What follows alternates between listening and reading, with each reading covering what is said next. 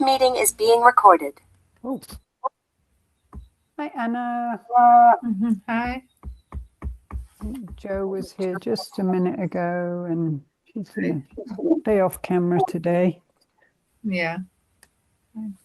Anyway, I'm going to wait and see if Josh is going to join us. And just get rid of some of these things. Every week, Zoom does a little update without us knowing. Then you start on Monday morning, and there's all sorts of new things going on.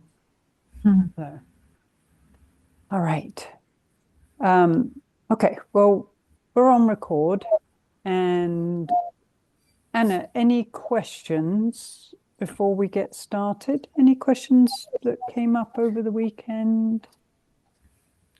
Just a word I couldn't understand, and I couldn't look it up in the dictionary. I didn't find it. I can try to tell you saliva. Saliva. Saliva. Yeah, what does it mean? Saliva is the liquid that is created in your mouth. Okay. Saliva in our mouth. So one of the things that we look for, with the breathing exercises is we're looking to downregulate the body, to get the body to feel that feeling of safety. And one of the big words that people use is parasympathetic. And that means that we're in that rest and digest. So I'm going to just do a quick overview of why this is important for us, because we will do a whole session about the nervous system. But there's a couple of different states. There's our rest and digest, which is parasympathetic. There's the sympathetic, which is the fight and flight. That's the feeling of, our heart rate's going fast. And then there's also a shutdown and freeze. So 3 different states. Now, when we are dealing with chronic health conditions, we tend to be in that fight flight. We're on that high alert, and it is literally a safety mechanism that is part of the brain saying, I don't feel safe. Okay. So if you imagine, and we'll put it in the perspective of for evolution, when we were sort of in that hunter-gatherer, we had to be on high alert so that we could, if we needed to get away from being chased by an animal, we had to put all our energy into our muscles and our heart so that we could escape. And that's a very important part of our nervous system. We need to be alert at certain times, but what we don't need is to be in that state all the time, because you're always switched on. You're always on high alert. You're never getting rest. Because if you can imagine, Anna, if your body is in that state and the only thing that you're doing is you're activated. I'm always ready. I'm always ready. My heart rate's high. I'm not getting any rest. I'm not getting the recovery. And everything is focused in the heart region. We're kind of overworked. We're switched on. And for a body to be able to be at its best, it needs to be able to jump between the states when it's appropriate. So an appropriate thing would be when we are wanting to rest, that we can switch off. Our brain switches off. Our heart rate slows down. If you can imagine, if you're in fight or flight, one of the things that you're not going to be doing is you're not going to be digesting food. That becomes sort of secondary to the importance of getting away from an animal. So going back to your question about saliva, when we get into that parasympathetic state, that rest and digest, our body starts producing secretions that indicate that we are in that state. And your first line of digestion is your saliva. So when my body feels like I'm ready to digest food, I produce saliva. And in our saliva are so many digestive enzymes. So we think of saliva as just spit or just liquid in our mouth. It has such an important role in digestion. So when we produce saliva, that's our body saying, I'm ready to digest food. And I'm producing these enzymes that are going to help with digestion. So going back to our fight or flight, if we're in fight or flight and we're not producing saliva, we're probably going to have our digestion compromised in some way. Does that make sense? So when I say things like saliva produced in your mouth indicates that we're going into parasympathetic. Stomach rumbling is not because we're hungry, it's because, once again, this digestion is happening in our digestive organs. We get that rumbling. It is literally not that we're hungry, it is the sound of digestion going on. The feeling of warmth in our hands and feet. Again, if we're in fight or flight, everything is concentrated in our main torso. That's where the energy is needed. When we get in, and so the blood doesn't go to our hands and feet. So we tend to feel cold in fight or flight. When we go into rest and digest, we get that circulation in the whole body. It goes to our hands and feet as well. So these little indicators that we can just kind of keep an eye on that will just give us that indication, like I said, that we are going into that rest and digest state, that parasympathetic, moving from fight flight to parasympathetic. So saliva is very important. People with dry mouth, it's definitely an issue. When you've got dry mouth, you're not going to digest food properly. We know that when we don't digest food properly, we get digestive issues, and that's often one of the symptoms that people deal with some of these health conditions. So, Anna, did that answer saliva? You've gone off camera. I'm going to pin myself today. Hold on a minute. Let me see if I can do this. Pin the speaker. Oh, that's not very good. Hold on a minute, guys. All right, I've just pinned myself because I think some of us are going to be off camera today. All right, well, Anna, hopefully that answered the question. And today what we're going to do is we're going to talk about the difference between functional and dysfunctional breathing. And we're also going to talk about some of the things that functional breathing is going to lead to. And, one of the things is we've just talked about when we functionally breathe, we are going to improve our digestion. And there's a couple of things, we'll go into it today. It's really important because we know when our digestion is compromised, it is not a great feeling. And some of the things people deal with is either IBS, Crohn's, chronic constipation, diarrhea, all these things that sort of they jump in and out of when they deal with chronic health. It is just that imbalance of the digestive system. Anyway, that's coming up. What I'd like to do to get started is we're going to just do some nice relaxing and down-regulating breathing. And then, like I said, we'll talk about functional versus dysfunctional breathing. and then have a nice Q&A at the end. So let's get ourselves comfortable. Either if we're seated, we're going to be in our nice posture position.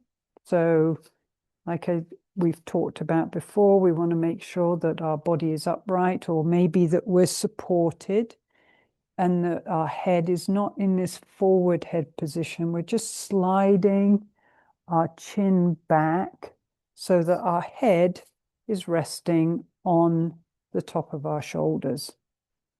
And today what we're going to do is we're just going to use our fingers just to kind of like open up and just to give our body awareness, or our body that feeling of, you know what, I'm going to be doing a breathing exercise. I want to make sure that my lungs are open and that I'm feeling ready for this breath work. And then we'll go into just some nice down regulating breathing. So first thing we're going to do, one of the things that, especially for women, is it's really important that we roll our shoulders back, because often we have this forward shoulder position.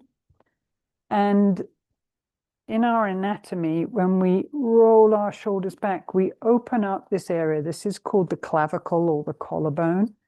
And this is where we get a lot of drainage of toxins in the body.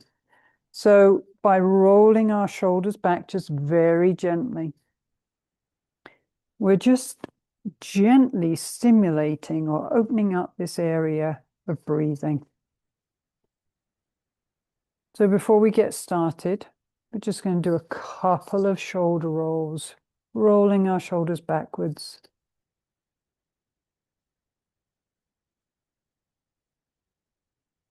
And then with your feet on the floor, you're just going to settle into your body.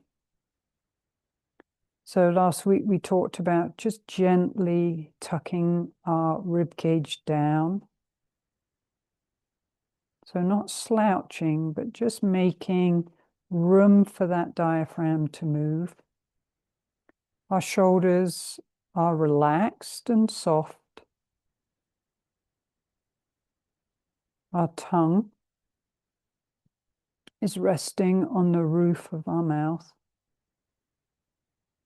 So just gently push your tongue up so it covers the top palate.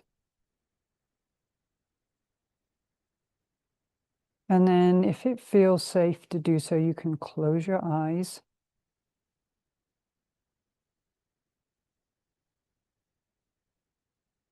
And then gently bring your attention to your breath.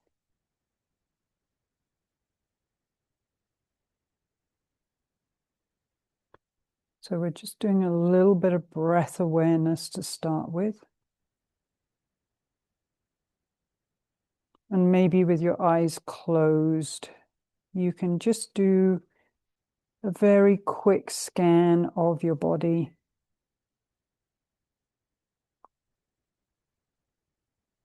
So this is a really nice, gentle way to make that connection between the mind and the body connection, and observe any shifts that you have that is accompanied by breath work.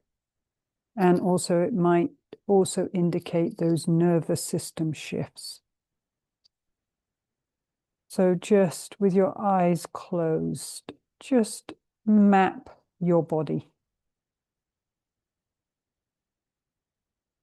So noticing sensations or tension, any kind of feelings that you have in your body. You may have something in your shoulder, maybe in your belly.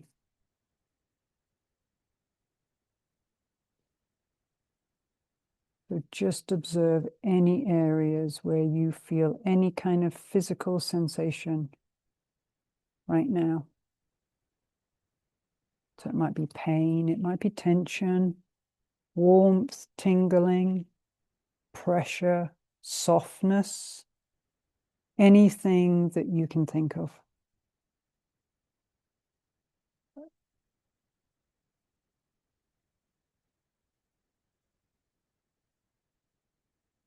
So do this activity without any judgment, because our body is a great indicator of information, or this mapping is a great indicator of information. And it's a very quick way to learn where your nervous system is at this present time. So like I said, just notice patterns of tension, discomfort, or even relaxation in your body. So just spending some time there right now, like I said, without any kind of judgment.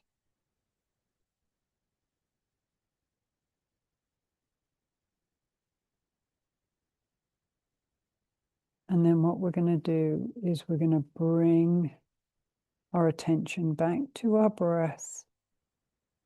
We're going to see what happens when we deliberately introduce a breathing, calming practice to our nervous system. So there's nothing needs to change. There's no right, there's no wrong. We're just gathering information. So in that comfy position that you're in, take a gentle inhale through the nose and a gentle, relaxing exhale through the nose. So as you inhale, expand, and as you exhale, relax and let go of tension in the body.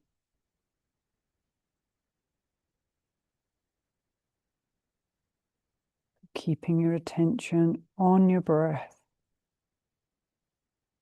Inhaling, feeling the warmth of that air or the coolness of the air as you inhale, and the warmth of the air as you exhale.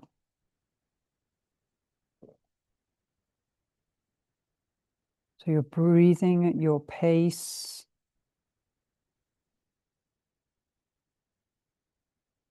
So allow your forehead to soften, the muscles around your eyes to relax. You may want to bring your hands up to that place in your body that we're talking about, just as a sensory reminder to relax and soften. Feel your face soften.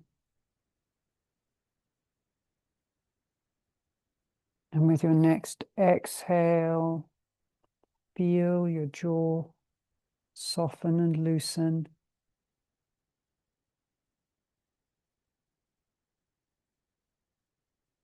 Your neck relaxes.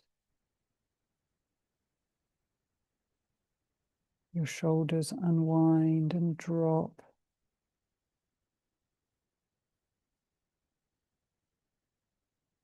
Inhaling and exhaling, allowing yourself just to let go of anything that's not serving you at this point.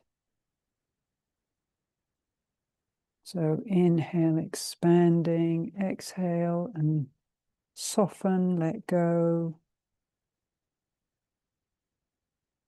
Sending that message to your body, just to say, my body is safe. There's no threat right now.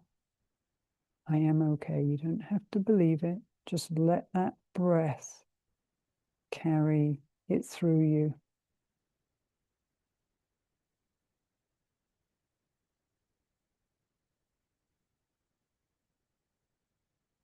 So breathing in and breathing out, not hurried. Just listening.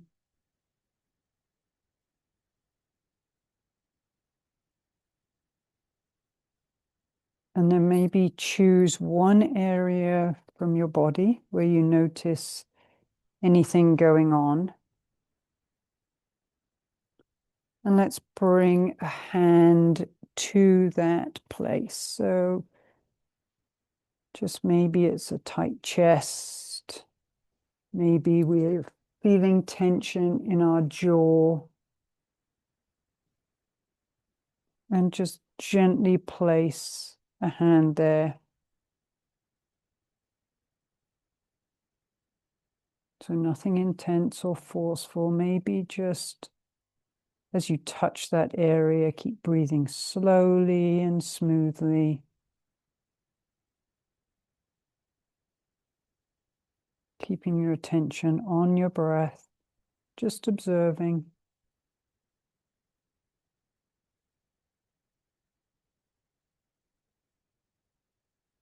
And now maybe observing without trying to make a change. Has the sensation shifted at all? Has the emotion softened at all? Or does it feel the same?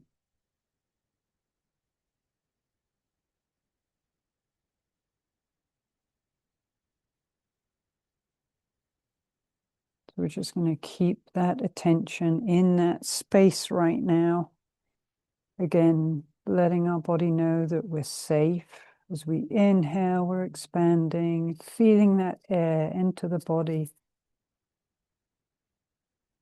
And as you exhale, you're relaxing and letting go, staying soft.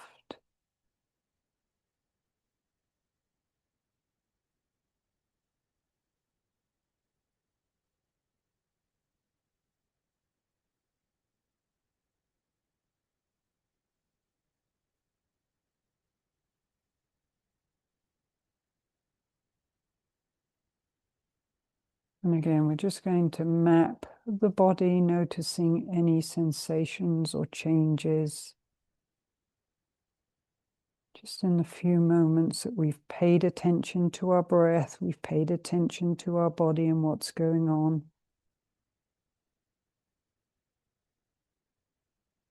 So again, as you map your body, notice sensations, warmth in our hands and feet, saliva in our mouth, feeling of a little bit more calmness, maybe a little bit more softness.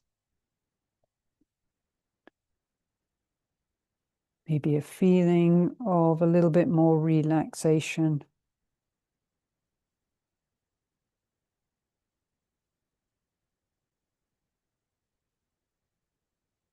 And then before we end with 3 physiological sighs,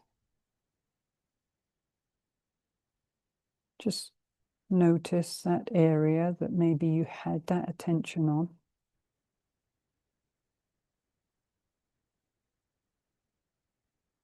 Belly, chest, shoulders, maybe face.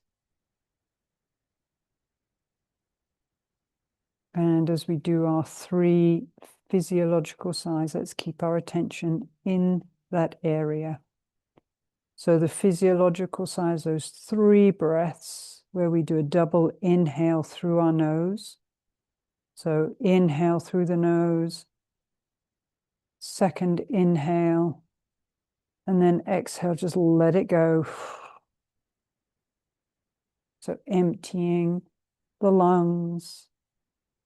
So that on the next breath, as we inhale, we are moving air into that lower space that has been created in our lungs. Second inhale, and then exhale through the mouth, through the nose, letting it go.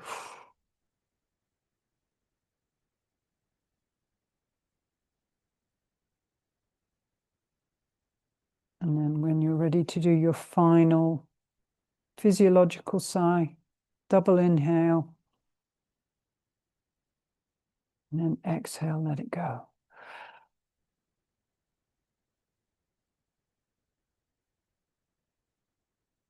So it may be a tiny shift that you notice. So just take a few moments before you open your eyes, just to bring that whole experience together.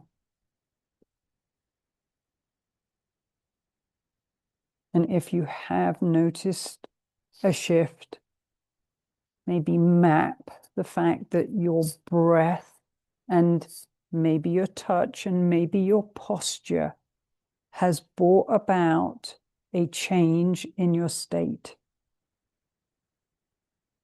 So are there any areas that are feeling just slightly different? So like I said, just a tiny shift matters. And why is this important? It just means that our nervous system is able to shift with our breath, with touch. So often we think of ourselves as dealing with a broken system. It's not broken. It's still responsive to breath and to touch. We are still able to change things one breath at a time.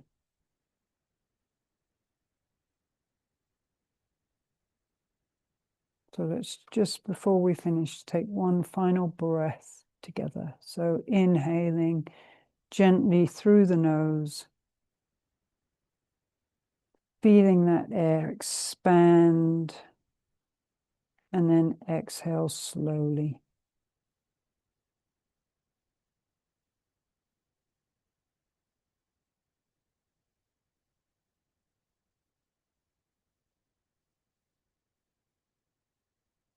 And then when you're ready, just allow the breath to shift to its normal state.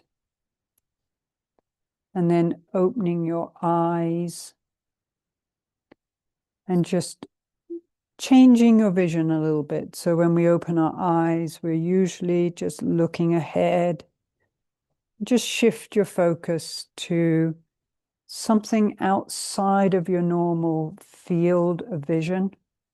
Once again, this is a way to send signals to your body that you're safe. And then again, have a little wiggle.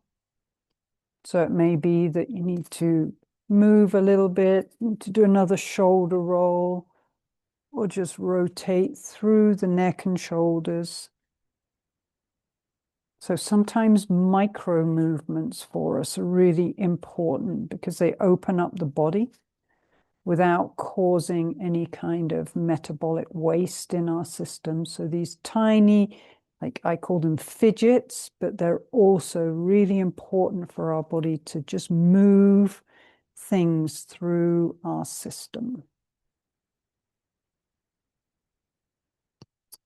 And if you want to just stay off camera, if you want to come back and make any comments, or if not, I will continue with that conversation about functional versus dysfunctional breathing. You doing okay, Anna? So any noticeable changes? Do you notice anything with saliva seems to be the word of the day. Any shifts that you notice? Yeah, I felt very fine while we talked and led us through the breath. It was really good. I felt fine. Good. And before, I'm sorry, I had problems with my internet. I was in the beginning, before we took, I was a short time kicked out, but I think now it's better. Good. So, Yeah, there's some things that are out of our control. Usually the internet is one of them. So it's always just take your time coming back. And I know sometimes I've lost internet. We get a big windstorm coming through and it's just, it comes back eventually. So that's one of the wonderful things about having everything on record. Okay. yeah, that's great. Thanks a lot. I watched the first, the second again, and it's so good to have it to, yeah, see things again and see new things and yeah, fine. It is, and there are courses that I do, and I'll often watch them over again, and I will pick up on things that I didn't pick up on the first time. It's like, oh, I didn't hear that the first time. And I think one of the numbers that they talk about is you have to hear something probably, I think it's something like 7 times before it sort of sinks in. So I know I've told the story when I did my certification for breathing. I took the course, I think 3 times before I was able to take the exam, only because I was a little bit compromised with brain fog, but I heard something different every time. And sometimes I'll go back and look at my notes and think, oh my gosh, I'd forgotten all about that. So I think that's one of the nice things. And, we have people here that are just watching the whole thing on record. And these videos, I will always say, are for your use only. No one else has access to these. They're always kept private. So, this is a safe space for everybody. And yeah, you will have access to them again and again and again. So, yeah, thank you for sharing, Anna. Okay, let's talk about dysfunctional versus functional breathing. It's often one of the most asked questions that Jackie and I get is, what is the difference and why is it so important? And what is this, when someone says this is functional breathing, what are the benefits, especially for us, of functional breathing? So let's start with dysfunctional breathing, because I think that's probably why we're all here. We're probably in some shape or form experiencing one part of dysfunctional breathing. For me, I was a mouth breather and I was an upper chest breather. So a couple of things that we talk about with dysfunctional breathing is mouth breathing. So if we think about the space of our mouth, it is this big. So when we're mouth breathing, we're sort of just sucking in air, and there is very little resistance to that airflow. And we would imagine that this big space would then help air get down into the bottom of our lungs. And actually, it's the exact opposite that happens. A mouth breather tends to breathe into their upper chest. Okay, it's like that gulping of air. And then we're moving this. So mouth breathing, your mouth actually has one function in breathing, and that is for an emergency breath. So if your nose is completely blocked, then that's the time that we use the mouth in day-to-day breathing. So I'm talking day-to-day. I'm not talking certain situations. I'm talking day-to-day. So the mouth is there for one reason. The nose actually has 30 functions that are all associated with breathing.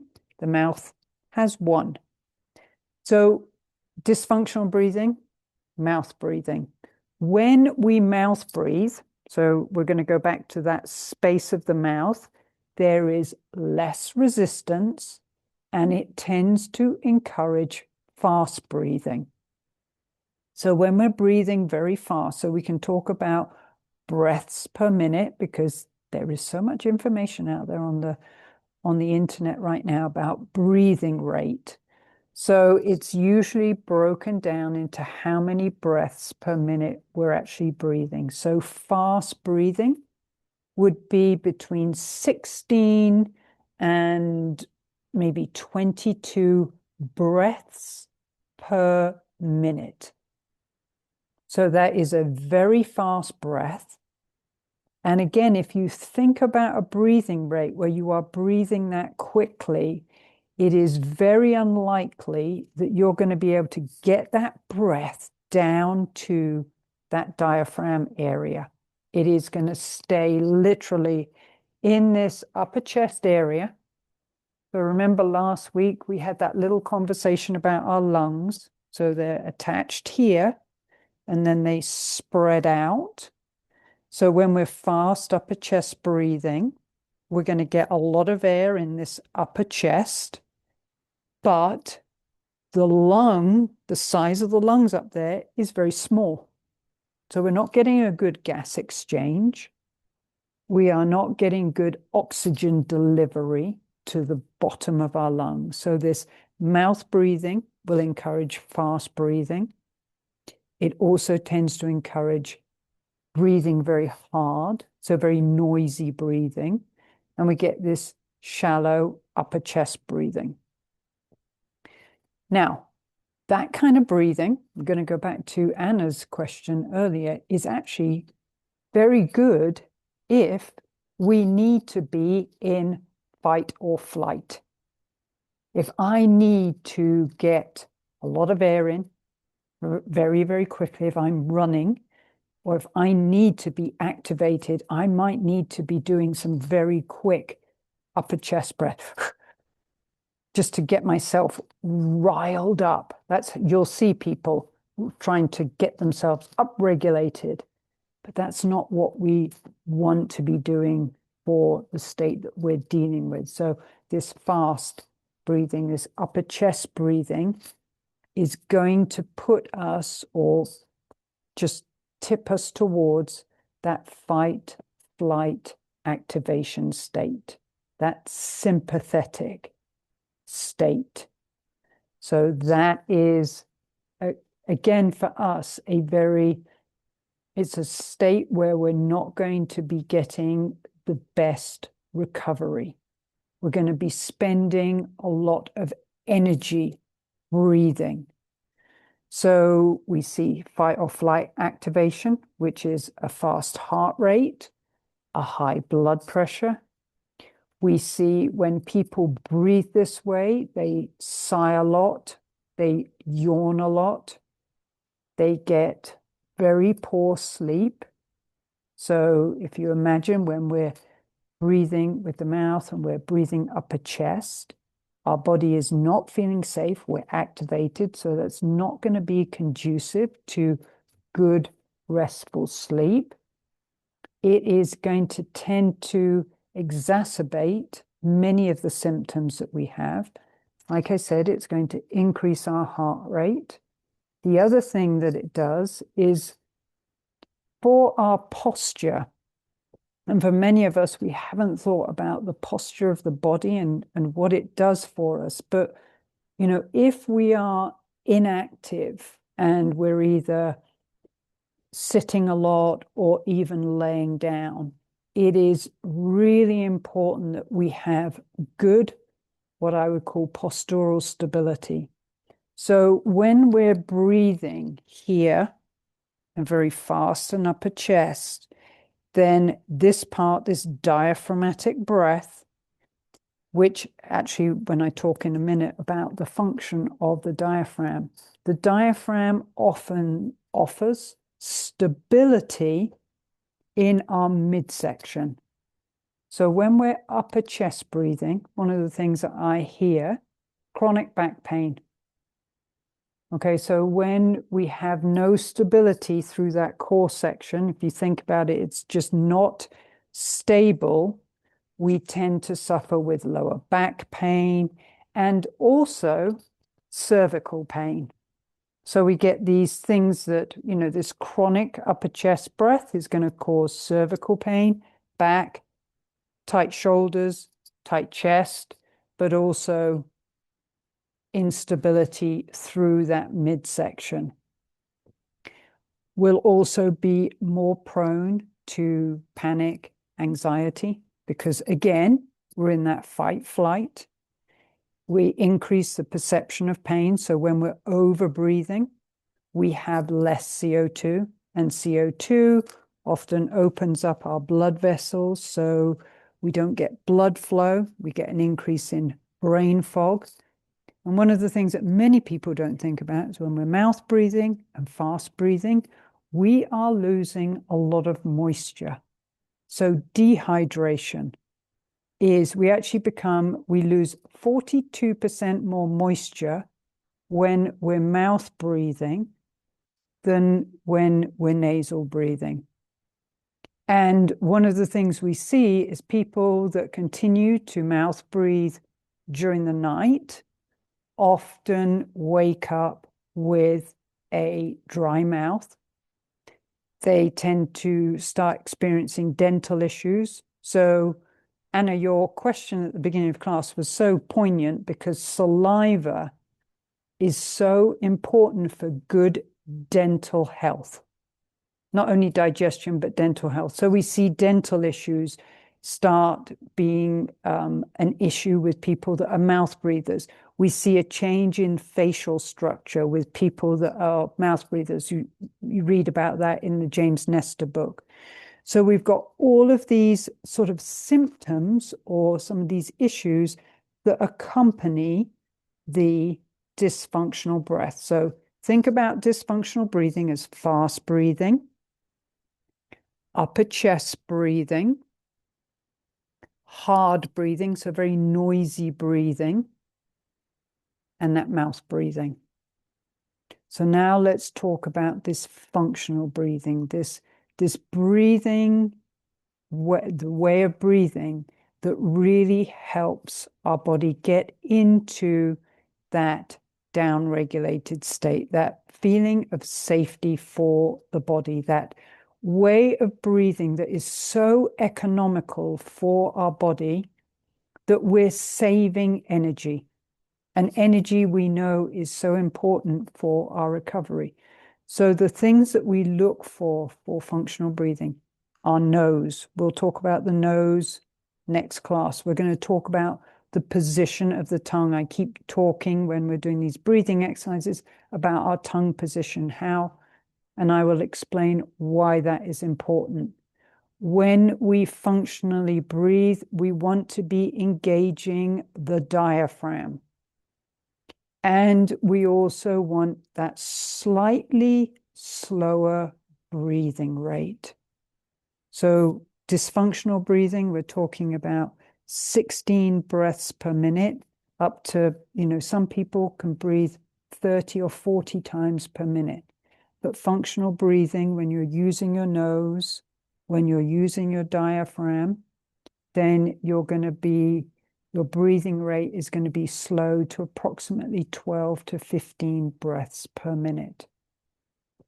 So what are some of the things that happen when we engage this functional breath? We get better sleep. So our day-to-day breathing, this nose, tongue, diaphragm breathing, throughout the day will encourage that style of breathing during the night. So one of the things we don't want to do is do this functional breathing during the day and then resort to the dysfunctional breathing at night. We will talk about that when we talk about sleep.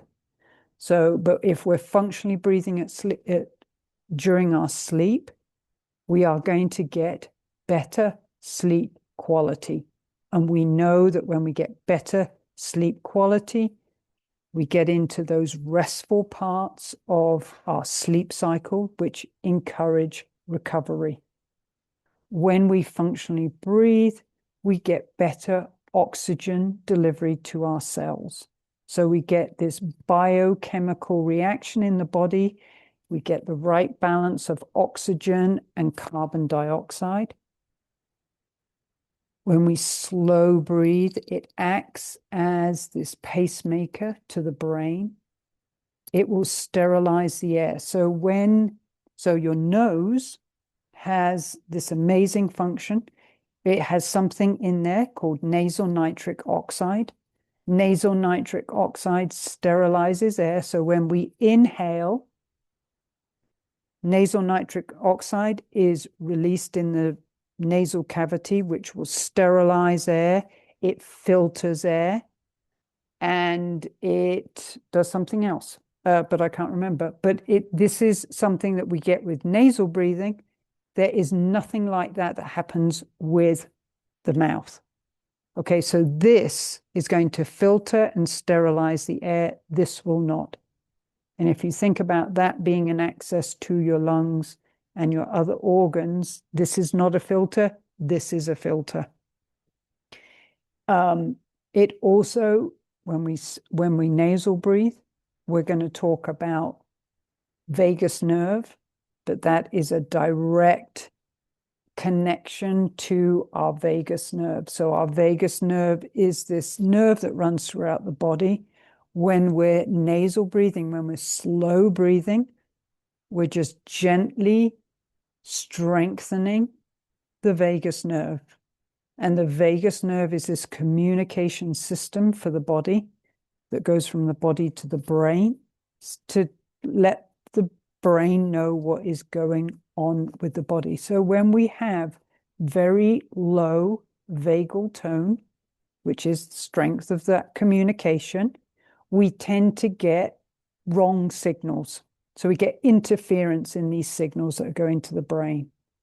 And for us, that's our nervous system. And that is causing, a lot of the conditions that we're dealing with. So by using our nose with this functional breathing, we are increasing our vagal tone, which in turn increases our heart rate variability. A whole class will be done on heart rate variability. So in a nutshell, what is heart rate variability? Heart rate variability indicates your body's ability to deal with stress. So one of the things we know that happens with us is that when we are activated and we're dealing with symptoms, it's very hard for us to find that space where we can go into deactivation, where we can get into that next nervous system state that is obviously the state that we need to go to get that rest and recovery. So when we have a good heart rate variability, it means that we can jump between these nervous system states as needed in a healthy body.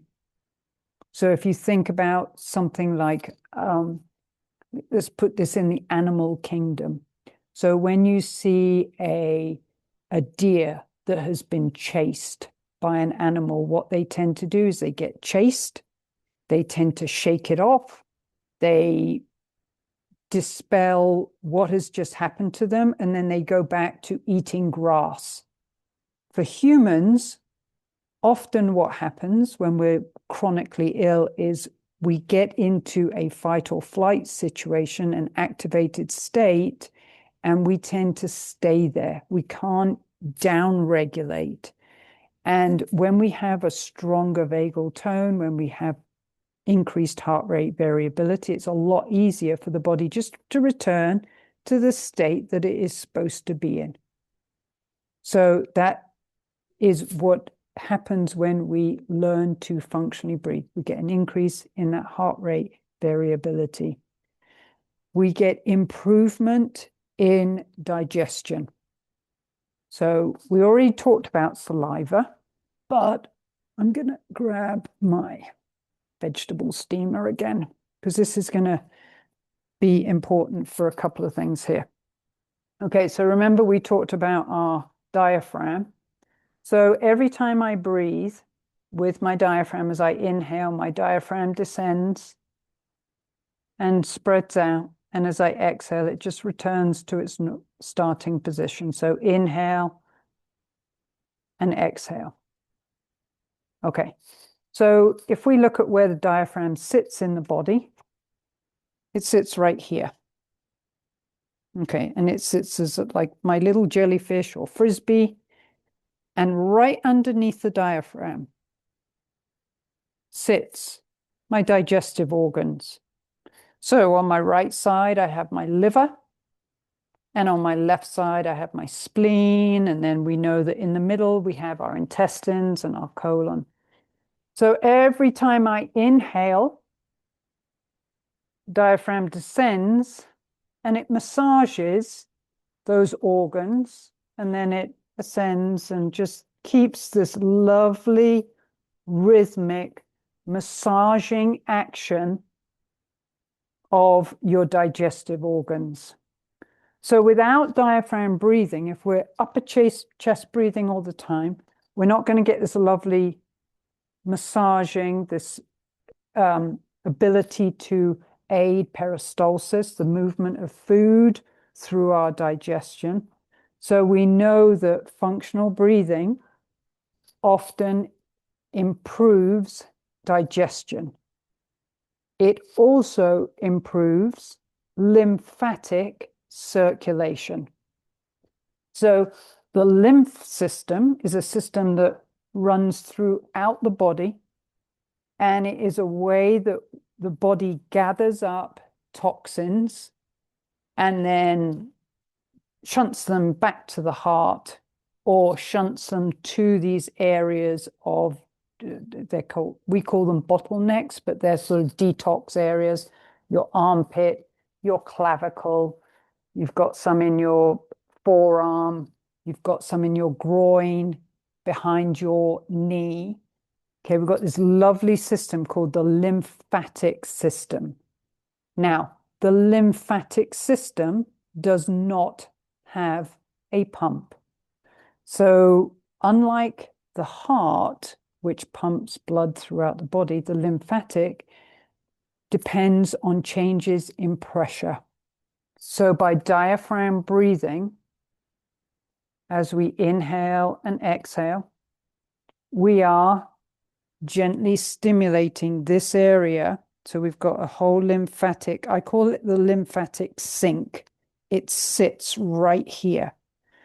And because we are unable to move as we did prior to getting sick, it's important that we're stimulating this lymph system because movement is what moves lymph. So functional breathing, diaphragm breathing is going to improve lymphatic drainage. And then the other one that I talked about earlier is that postural stability. So think about your diaphragm. So we're back to this functional breath. As I inhale, my diaphragm is expanding into this area. And this is where stability happens between the top part of the body and the bottom part of the body. So it's offering spinal stability through that midsection.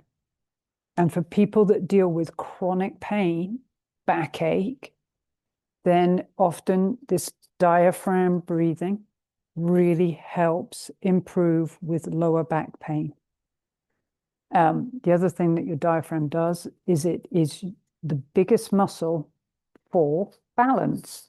So people often don't realize how important the diaphragm is, that we're diaphragm breathing for just that movement of and our balance mechanism.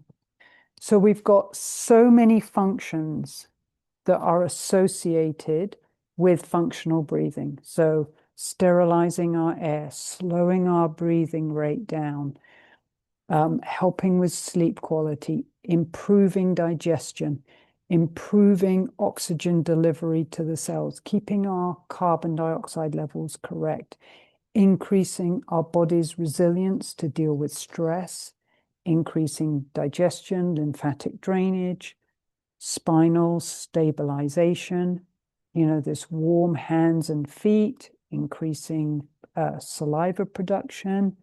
And it's also a big connection from the lungs to the brain. Our brain is always getting messages from our body. And when we're functionally breathing, that message is a feeling of, okay, I'm safe and my body is being efficient. It's kind of like a little sweet spot. So big difference, like I said, in energy expenditure and things that we are looking for just to help the body get into that state where it can do the work that it needs to do to recover from the conditions that we're dealing with. So that is the difference that we've got from functional versus dysfunctional breath. Some of the things that people often ask is what causes dysfunctional breathing? Well, one of the things that we know is that stress causes dysfunctional breathing. Trauma causes dysfunctional breathing. There's a lot of connection between the diaphragm and emotions through something called the phrenic nerve. So if you think about the word phrenic, Phrenic,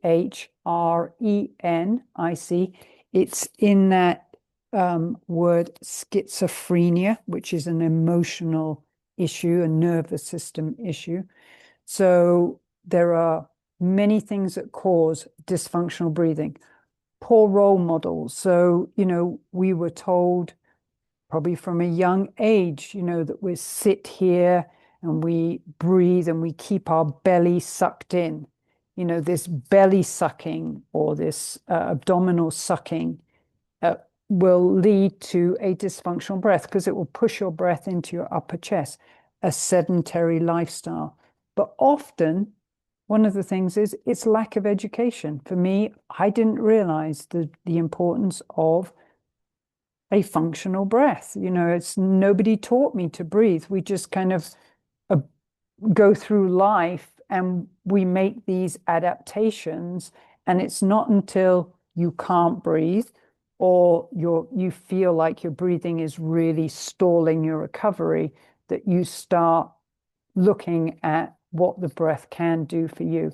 Things like asthma as a child will lead to dysfunctional breathing. If you look at children, they will functionally breathe usually until the age of 5. And then role models, clothing, poor posture, lack of movement, and just not the focus on the correct breathing, they will then start to dysfunctionally breathe. So it's something that we have overlooked as a population. Animals are brilliant at breathing, I will say. If you look at an animal, the way it breathes, it's usually nose breathing. It's usually you'll see the belly breathing. So you've got that diaphragm breathing. So we know that by shifting the body to this functional breath, we're going to improve our sleep, improve our mood, improve our concentration, improve our risk from injury, improve our dental hygiene, decrease our stress and anxiety, improve our digestive issues, lower back problems, and like I said, dry mouth. So those are some of the things, functional versus dysfunctional. So we've talked about nose, tongue position, body posture, and then the movement of the diaphragm and that slowing down of the breath. That's all part of that functional breath. And then the dysfunctional breathing, we know that that is not going to help with getting us into that rest and digest state. All right, I've got 1 minute. And do we have any questions on that? Any questions on functional versus dysfunctional breathing? No questions? Okay.